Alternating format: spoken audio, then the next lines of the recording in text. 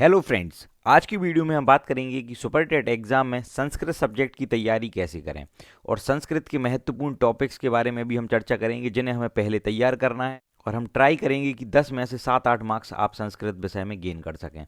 संस्कृत विषय हिंदी से मिलता जुलता है, जिसमें संधि, समास, लिंग, वचन हिंदी जैसे ही हूबहू होते हैं, थोड़ा सा उसमें अंतर होता है। तो दोस्तों, शुरू करते हैं आज की वीडियो। सबसे पहला टॉपिक आता है आपका संस्कृत में वर्णमाला, जिसमें सबसे महत्वपूर्ण होता है आपका उच्चारण स्थान। उच्चारण स्थान की ट्रिक हिंदी और संस्कृत में लगभग सेम ही होती है।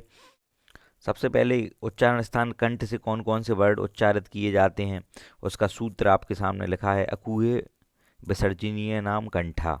उसके बाद तालु, मूर्धा, दंत, ओष्ठ, नासिका और ये सारे वर्ण आपके उच्चारित किए जाते हैं।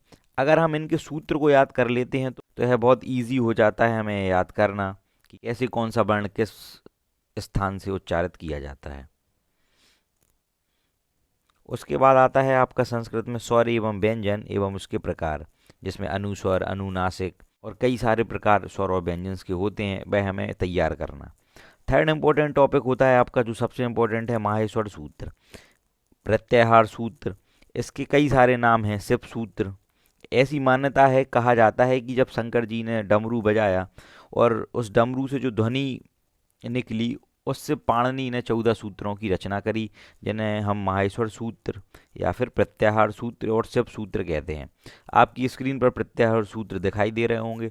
इन प्रत्याहार सूत्र से कई सारे क्वेश्चंस आपके एग्जाम में बनते हैं। हमें इन प्रत्याहार सूत्रों को 14 सूत्रों को क्रम से याद करना है और इनके जो क्वेश्चंस बनते हैं वह आपको मेरे नोट्स में मिल जाएंगे।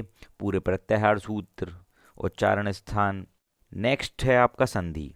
सबसे पहले आपकी स्क्रीन पर मैंने कुछ एग्जाम्पल्स दिए हैं कैसे हम संधि का सूत्र याद करके संधि को ईजिली तैयार कर सकते हैं। जैसे आपकी दीर्घ संधि है तो उसका सूत्र होता है अकः सवर्णे दीर्घा। उसके बाद आपका गुण संधि है, उसका सूत्र होता है अधीर्ण गुणा। फिर वृद्धि संधि का सूत्र होता है आपका वृद्धि रेचि। ये आपको सिर्फ एग्जाम्पल दिए हैं। यह माहेश्वर सूत्र की सहायता से हम संधि को भी सूत्र के माध्यम से तैयार कर सकते हैं, तो ये आपको मेरे नोट्स में मिल जाएंगे। उसके बाद आता है आपके घर, रिश्तेदारों रिश्ते संबंधों के नाम। आपके सुपर टेट का जो 2019 का एग्ज़ाम हुआ था 6 जनवरी को, उसमें भी ये क्वेश्चन पूछा गया था इससे। जैसे माता, बुआ, चाचा, पुत्र एवं पुत्री, ऐसे जितने भी संबंध होते हैं हमें उनका संस्कृत में नाम याद करना है। उसके बाद है आपका पशु पक्षियों एवं जानवरों के संस्कृत के नाम। नेक्स्ट है आपका खाद्य वस्तुओं के संस्कृत में नाम, जो भी आपके दैनिक जीवन में उपयोग होती हैं, नमक, चीनी, गेहूँ, चावल, दाल, अनाज, ऐसे सारे जितने भी आपके शब्द हैं उनके हमें संस्कृत में नाम याद करने हैं। नेक्स्ट है आपका शरीर के प्रमुख अंगों के नाम।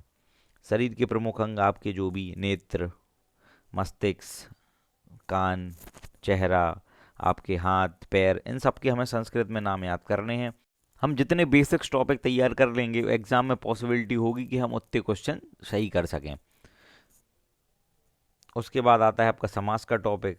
अगर आपके हिंदी के समास तैयार हैं तो लगभग उसी तरीके से आप संस्कृत के समास को भी तैयार कर सकते हैं। नेक्स्ट है आपका उपसर्ग और प्रत्यय। संस्कृत में 22 उपसर्ग होते हैं और प्रत्यय भी कई प्रकार के होते हैं, इसमें कित, तुमुन और बहुत सारे प्रत्यय होते हैं। इन उपसर्ग वे शब्द होते हैं जो किसी शब्द के आगे जुड़कर उनका अर्थ बदल देते हैं, और प्रत्यय वे शब्द होते हैं वह जो किसी शब्द के पीछे जुड़कर एक नया शब्द बना देते हैं और उसका अर्थ बदल देते हैं। उसके बाद आएंगी आपकी संख्याएं।